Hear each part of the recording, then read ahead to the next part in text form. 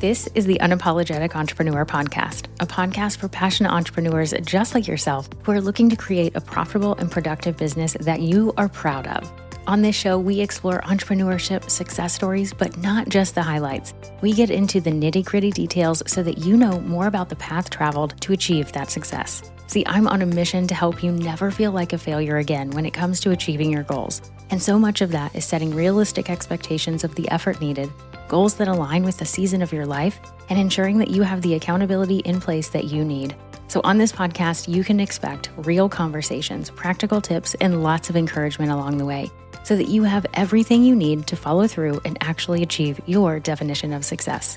So if you're ready to go from unsure to unapologetic, be sure to hit that subscribe button so you never miss an episode.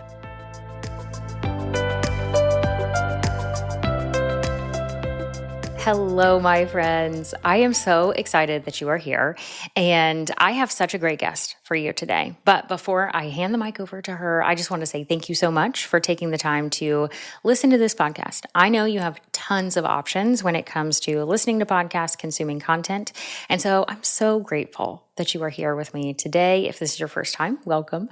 And if you are back for more, thank you so much for continuing to listen. And today is going to be such a treat because I have a new friend on the podcast.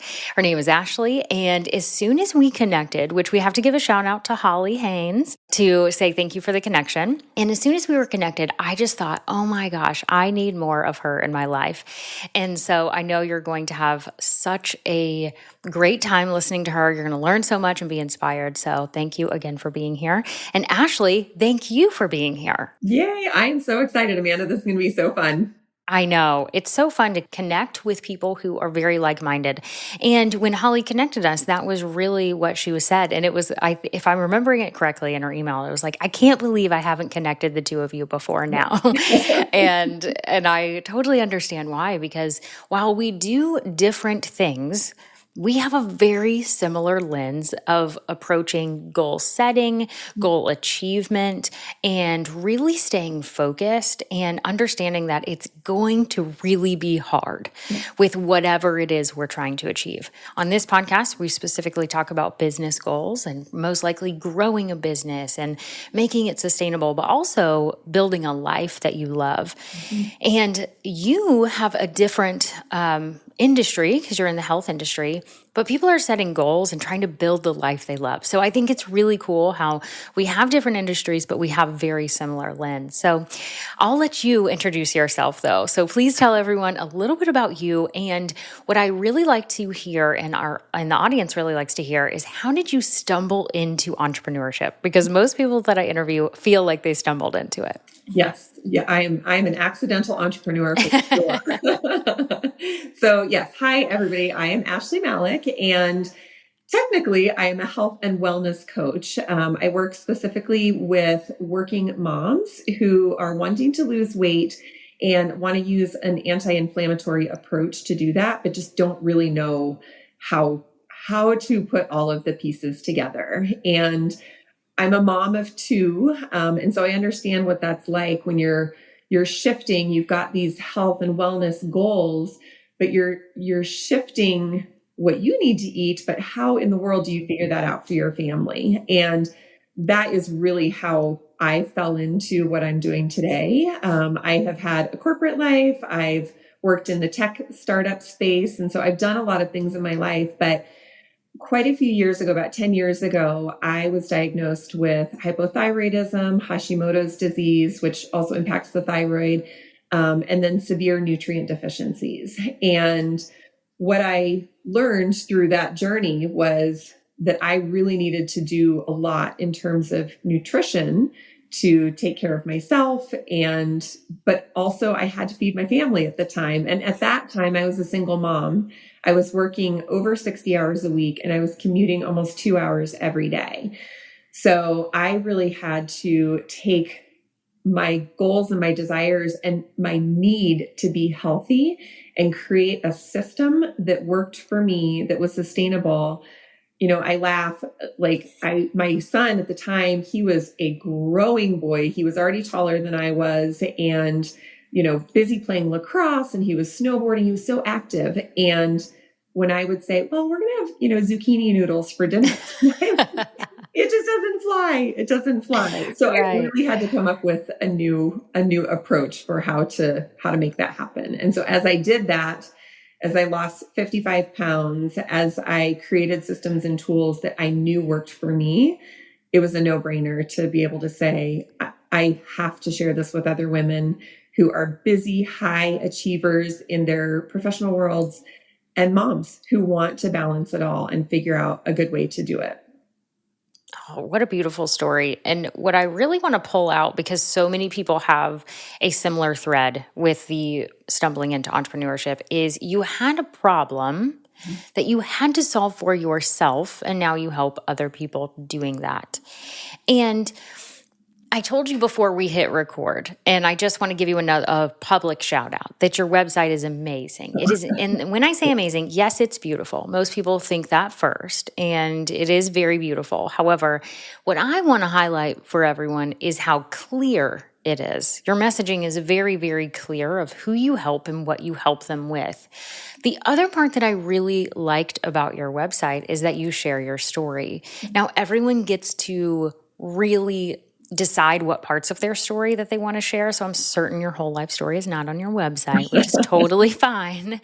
But just like you just gave that brief overview, it helped you be so relatable. And everyone is like listening and thinking, oh yeah, maybe they don't have the same diagnosis as you, the same situation, but they had something. And so it made it relatable. And so the first part of that is really like figuring out you had a problem and solved it, and now you can help other people with that specific problem. And the other part that I did not hear in this whatsoever, which is really like a testament to you, but maybe it came up for you. I'd love to hear your honest answer if you're willing to give it, is you had a job that was very demanding. You had the title of single mom at the time. You had a teenager. I don't know if he was a teenager. I'm making that as like you said 12 or something. Who was eating a lot and probably wanting different types of food than you were making because he did not want zucchini noodles. None of that. All of those are reasons that could have stopped you from becoming healthier and doing what you wanted to do. But none of them became excuses. Yeah. For not getting healthier. Yeah. And I just want to commend you for that and recognize it, but also ask, like, did you find yourself in the excuse loop of like, well, I can't do it? Yes. It was never actually an I can't do it, but it was more or less this. I heard this with myself, and I hear this with clients that I work with now, and this spans across any sort of goal area you're in. This belief that it's too hard. There are too many things up against me.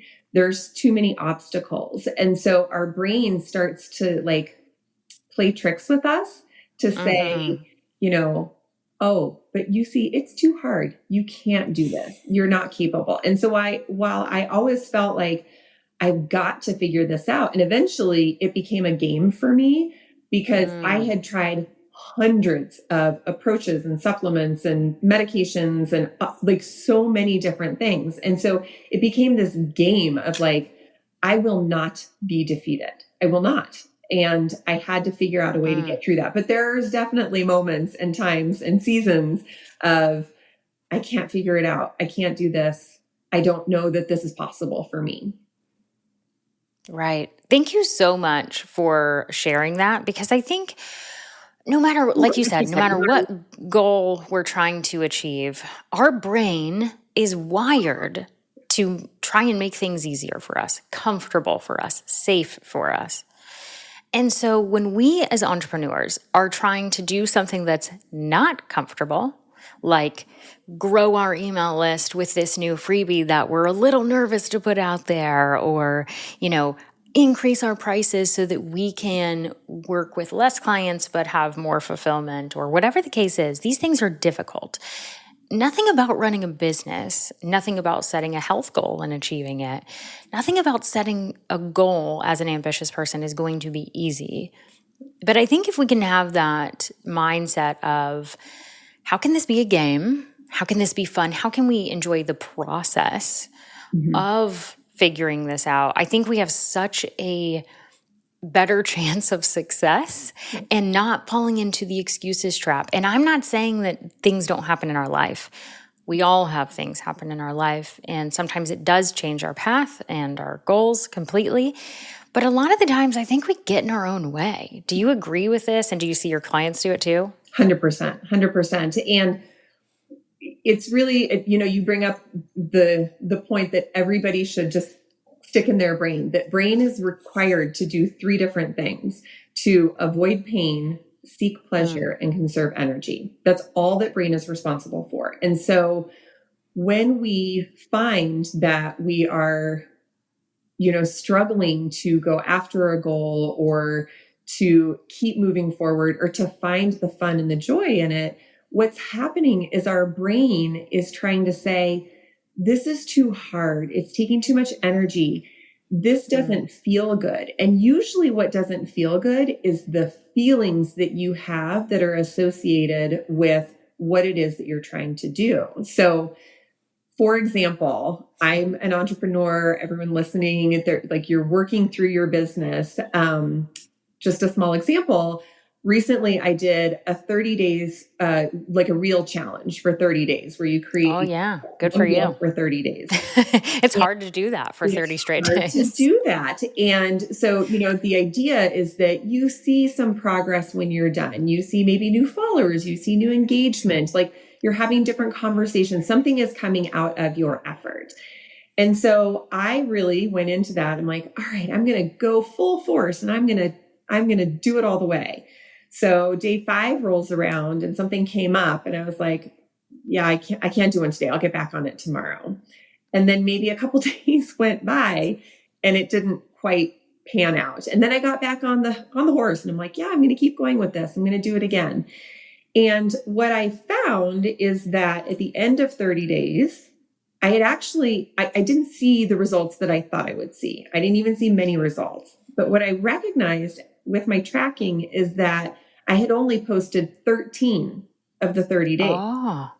And what happens there is that our brain is reminding us that this is hard, this is different, this is challenging. Where we falter is that what I made that mean about me is if I had not tracked, I would have looked at the Reels challenge and I would have said, I'm just not very good at this. There must be something wrong with me. I don't know why I can't figure this out. I'm probably not meant to do this. But what really happened is I did less than half of the challenge. So we see this in every area of our lives. How we do one thing is how we do most things. We like to believe that we are going all in on a goal or we are doing all of the things that we need to do.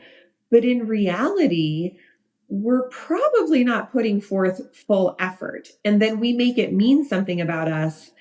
And that's why we stop. That's why we can't necessarily achieve that goal, because we quit on ourselves, but we don't see it that way because brain doesn't want to admit that we're letting ourselves down. That's 100% true, for sure. Yep. And it's one of those things, it's like we don't want to admit that we didn't follow through or we didn't, do what we said we were going to do. And that's because we're really ambitious people. We're really driven people. And so that is like titles that we embody. And we say like, I am an ambitious, a driven person who achieves goals. And we have. But the more we try to level up, the more that we try to push ourselves, the harder it gets. And our brain, like you said, is like, whoa. Yep. Pump the brakes, sister. We got to stop this for a minute. And one of the things that I really appreciated, those 3 things, the brain's in charge of these 3 things, like those are the responsibilities. I think a lot of people have probably heard, avoid pain and increase pleasure. Like, I think we've probably heard that. The thing that I think is probably the thing that gets to us as entrepreneurs the most is the thing that probably a lot of people didn't know was the conserve energy. Mm-hmm. And when we are doing something new, not only is it hard and we have those fears that are ahead of us, it takes a lot of mental energy. Yeah. To learn something new, to implement something new, to know that you're going to fall flat on your face for a hot second and then have to get back up, to admit that you only posted half the reels that you, Less than. right? Like that's Yeah. really, really hard. And that mental load can get to us. And I love what you're bringing into this because, and like, if anyone's listened to this podcast before, they're like, oh, you do have the same things to say about goals, because I've said this so many times. Is like, in the moment that we decide on a goal, like I want to run a marathon, I want to get healthy, I want to grow my business, it's exciting. It's exciting. You're feeling like, yes, I've got this. I'm feeling good about it. I'm going to launch this new thing or whatever the case is. Like you and I have both seen it with our clients. We've seen it with ourselves. It's exciting. And that dopamine hit, like you and I were talking about, about brain stuff before we hit record, that idea that we get this like increase of dopamine. It feels really good. We're really excited about setting the goal. And then things start to fall apart. And I have strategically asked this question on my email list several times. And the question is, if you've ever had a plan go 100% according to plan, please respond to this email so I can have you on the podcast immediately. I've had exactly 0 emails replied to me. Yeah. And so everyone listening, just know, no plans go according to plans, but plans help you get back on track. So talk to us a little bit about how it can be client related with health goals, but it can be any goal. We can apply this to anything. Is like, how do you help someone who is really pumped about the goal and then they fall off and they're really discouraged about, maybe it's that lack of progress that you can't even see yet? Yeah. Yeah. It's really essential that we dig into feelings at this point. So the thing that I don't always mention, I don't think I mentioned in my intro, is I'm a certified mindset coach and I also have a master's in social work. So a lifetime ago, I used to be a therapist as well. And so this is what's so fun for me is to work with women who are like, they have that dopamine hit. I'm going to make that goal. I'm going to run that marathon. I'm going to, put out that new program. I'm going to do something amazing. And what happens is it doesn't go according to plan. And it's not that we lose motivation. It's not that we don't have our eye on the prize anymore. It's not that we don't want to achieve that goal. What happens is it's actually what we make it mean about us. So I want everybody who's listening to write down, what am I making this mean about me? Because it really, truly is our feelings that drive the actions that get the results. It's not the circumstance that we're in. It's what we make it mean about ourselves. And so if we are working really hard to, say, launch a new digital product, and we are so excited about it, and we run into some snags with the tech piece and the tech implementation, and all of a sudden we realize, oh gosh, wait, I don't have as many people on my email list as I want in order to like put out this digital product and be successful. And so therefore you launch the product, you don't see a lot of success. It's what you make it mean about you, because really it's just data. I only had 10 people on my email list. Maybe I needed 50. I wasn't able to do the tech piece, but that's okay. Maybe I can find a way to do it through Google Docs or Google Drive. We struggle to come up with emotion-free visibility into the goal that we're working towards. And instead we say, oh my gosh, I knew I shouldn't have done this. Or there are other people out there who are doing this so much better. Or I don't have the money or the resources to make this in Kajabi or to do something amazing with it. None of that matters. But it's because we make it mean that we are a failure or inadequate or aren't able to complete the project the way we had envisioned, then we slow down and we stop doing, and we place judgment and shame on ourselves for what we think are shortcomings. But really, it's just data. It's just data to say, I didn't have enough people, or I only had 10 people. I need 50 people on my email list. I need a different tech system. I need some support around tech. But when we make it mean something about us is really when we start to falter. And that is the energy conservation that brain wants you to do. Brain wants you to say, it actually does not feel good to feel this feeling. And it's taking a lot of energy. So we're going to step away from this project. We don't have to feel, and we don't have to work hard anymore. Done. but that never gets us to our goal. And that's the struggle. That is so important to remember. I hope everyone took that in. And if I'm a big fan of like going back and listening to things, and that would be one of the things I'd be like, oh, I need to hear that again, right? I need to hit back, rewind or whatever.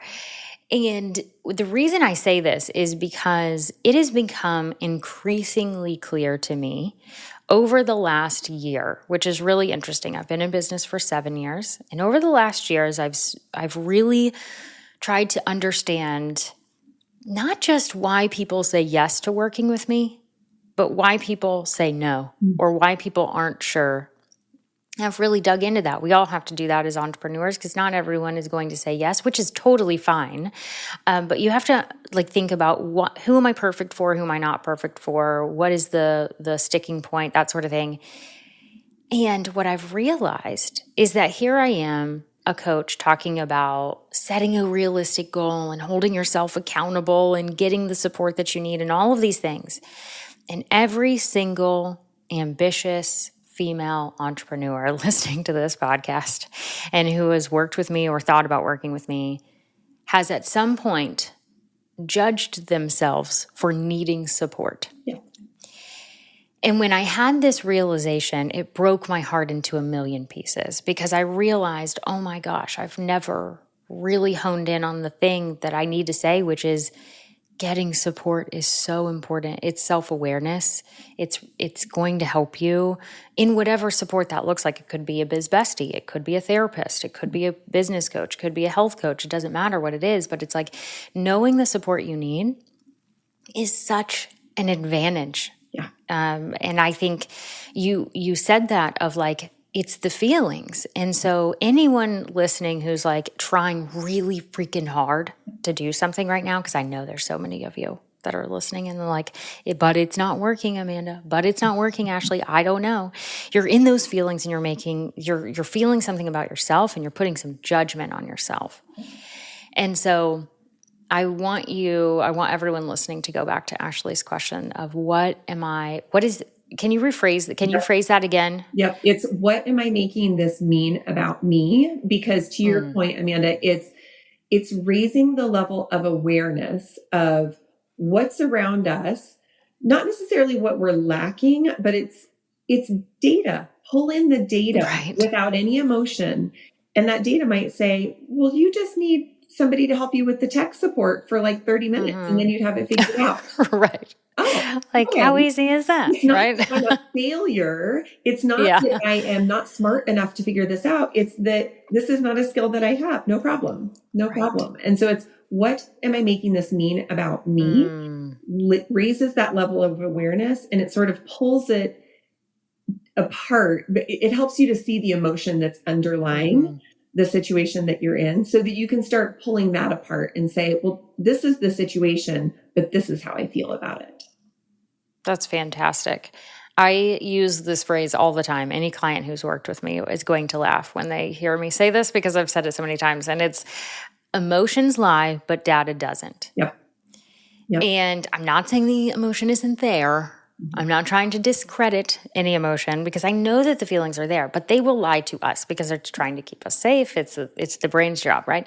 And so these feelings are like, but Amanda, I'm scared, but this is hard, but this is amazing. I've heard this several times. I'm so bad at math, I can't run a business. Right. Let me tell you, math is not my strong suit. However, it did not stop me from figuring it out. Yeah. And I had to rewrite that story of I'm bad at math. I'm not bad at math. It just takes me a little bit longer than other people. That's fine. Yeah. But finding that support, and I was thinking about the things that you do, and when I was poking around on your website, and it was so awesome, and I thought, gosh, what a resource you are for someone who is, maybe they were just diagnosed with something, but maybe they just want to make a change in their life, and they're like, I don't have the capacity, and this is where the self-awareness is so critical. And I think a lot of us lack this because we don't want to say we can't do it. Because we're like, I can do everything, right? And it's like, I believe we can all do everything. We just can't do it at the same time. But it's like, if you can say to yourself, I don't have the capacity to learn about an anti-inflammatory diet on my own. I would prefer to save myself 10 hours of work and just buy the thing to learn how to do this and then apply it to my own life. Right. And so and we're both laughing because we know it's true. But in that moment of like, but I can do it. Yeah. It's like we decide to waste a crap ton of our time, which is way more important in the long run. And I don't know if you have anything to add to that, but I feel like that just admitting that we need that support is so helpful. You and I have both used the phrase, high achieving women. And what happens is, again, it's all about the feelings. When you believe, because you could say, I'm really bad at math, and you believe that story. You may also believe, I am a high achieving woman. If you believe that about yourself, to ask for help, to not be able to figure out things on your own, to not be able to finish something from A to Z. Like, that's my big thing is, wait, I have to slow down. I have to stop at like Z. I don't understand what's happening here. But if you believe that about yourself, then you inherently feel bad or shameful or inadequate when you can't figure the thing out. And so it's just as much of a catch-22 to say I'm bad at something as it is to say I'm good at something, because there's always a feeling associated with that. And so I think it's a caution. To me, it's like a cautionary tale of be aware of how you label yourself, what you say, because that will then trigger the feelings that either allow you to propel yourself forward or that keep you kind of stuck where you are. And sometimes that's a hard realization because we're high achieving women, right? We want to say like, I'm going to figure it out. I'm going to do this thing. It doesn't always work that way. And that doesn't mean that we can't figure it out eventually. Yeah. I mean, I feel like I'm having such a moment right now because I shared the story about math, right? I used to say I am bad at math all the time. I do not use that phrase anymore, period. I can admit that math is not my strong suit and I need support with that. And usually it just takes me longer than someone else. Someone else can just like, the people who can like do math in their head really quickly, I'm not sure what part of the brain that activates. Mine doesn't fire like that. It takes longer than a hot minute for me to figure out math. But I've released the title of being bad at math. However, this whole thing of high achieving, very driven, because this is how I've been described for so long that I embody and I use it as a strength for sure, because there is strength in that. But I'm now having the moment of, oh my gosh, how many times have I not released that and said, whatever the case is, like I can name the times that I've said, I reached out and got support with this. I got the coach, I bought the course, whatever. But there's also been times when I'm like, I probably should have just slowed my roll for a minute to make better decisions. So you're really checking me on that. And I think we all need people to check ourselves on this of like, because it is hard. It's hard to say, to be like, I don't know, I can't figure this out, or that can be very frustrating for sure. Yeah. And we also, when we have those labels for ourselves, or like you said, Amanda, other people label you that way, we then think, well, if I can't figure this out, I mean, this was a big problem for me when I was working in tech startup, because I was twice the age of everyone that I worked around, and everyone was fast and quick. And if I saw myself as a high achiever and they thought that about me too, but I wasn't able to like fulfill an obligation or to take care of a responsibility, what did they think about me? And then again, what did I make that mean about me? So we just have to be so aware that if you take anything away from listening today, it's raising the dial on your level of awareness of, what am I saying to myself really? And what are my expectations of myself? Would I expect those of other people? And really, what do I make this mean about me? It all boils down to that. It's so good. Ashley, I feel like we could talk for another 3 hours and I would dig into so many other things. But what you just said is what I want people to close with and really hone in on. I always like to give a next step on this podcast. It's interesting. When I started this back in 2019, crazy that it's been, several years that we've been going here. And I started from the very beginning. I always give people a next step. And it's interesting reflecting on that right now because we need that because we can get so spun up in I should do this or all of these things. And I think we're consuming so much information that it's like, I knew that at the end of every episode, I wanted to give someone a next step, a very simple next step that they could take today. And I would suggest that everyone reflect on what you've talked about of how am I making, like, what are my feelings around this? What are the stories I'm telling myself? What are the titles that I'm embracing? That sort of thing. And so would you suggest very tactically, so I'm looping you into this next step thing, right? Because you just gave it up to everyone. And would you suggest that people do this in whatever way? Have you seen a way work really well? And with the caveat of everyone is different, of course. Yeah, definitely. So this is something that I do heavily with my clients in our group programs. And there is a mindset framework that you can just Google mindset framework and you'll come up with this 5-step framework. But the thing that I think anyone listening today can start doing is recognizing the thoughts that you keep having for yourself. Like there's a thought that I personally have been working on for a couple of years now. And the thought is, I just feel like no matter how much work I put in, nothing ever works out my way. That's a thought that plays on repeat around my family, around a past marriage that I had, like my business, like all areas of my life. And what I would encourage people to do is start jotting down those thoughts. And we believe them to be fact. When in fact they're not. It's actually just a thought. And so I want people to start teasing out, is this a thought or is it a circumstance? Is this the situation that I'm in? Because I could say, I have been recommended by my doctor to eat an anti-inflammatory diet. That is just the situation that I'm in. The thought around that could be, I don't think I can figure out an anti-inflammatory diet. And we often confuse the two. And so the way to notice if it's a situation or a thought that's like loaded with feeling is to say, could this be proven in a court of law? Well, we could say, my doctor did give me a prescription to eat an anti-inflammatory diet. Yes, that can be proven in a court of law. If I say, I am not able, or this is too hard, or I can't figure out an anti-inflammatory diet, that is very subjective. And this is where, if we can start to pull those two things apart, it helps you to identify, oh, this is a thought that I'm having, and I'm curious what kind of feeling that's bringing up in me, because then you'll start to see what behaviors you choose when you have that thought versus this is just what my doctor told me to do. It's data.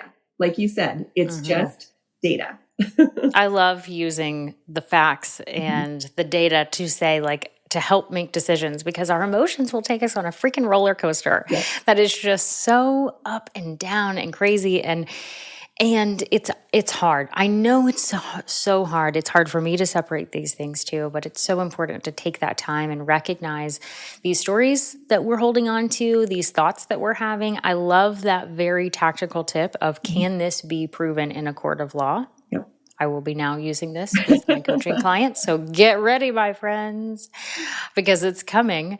Because I think so much of that, like we've talked about this entire time, our feelings will stop our progress, and we will not be able to grow the business that we want to. We will not be able to get healthier like we want to. We will not be able to do these things. And it's not because we can't. It's because we're stopping ourselves because of a feeling.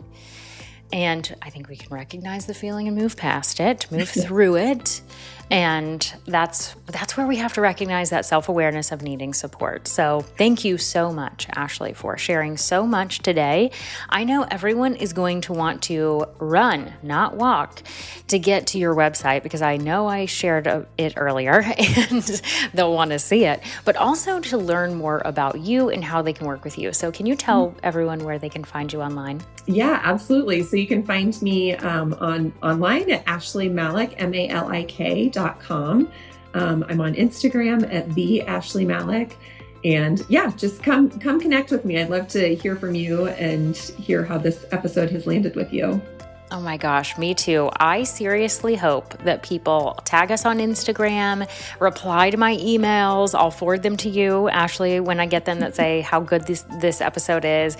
I love when people share. And I think a lot of people hesitate to send that email or to share the podcast review. And I just want to tell everyone, it means a lot. And so please tell us, please let us know what your takeaway was, and, tag us on Instagram, send the emails for sure. Ashley, thank you so much for being here. And everyone listening, thank you so much for listening. And until next time, give yourself permission to be self-aware and get the support that you need. I'll talk to you soon. Thank you for listening to this episode. If you found it helpful or inspiring, be sure to share it with someone else who could use it too. Sharing is caring, but it's also a huge boost to your accountability. Sharing this message and then talking about it will ensure that you actually take the action that was mentioned in this episode. Hello, accountability. There's nothing better than the feeling of actually following through, and I want that for you. So screenshot it, share it, and if you share it on Instagram, be sure to tag me at the Amanda McKinney too. Until next time.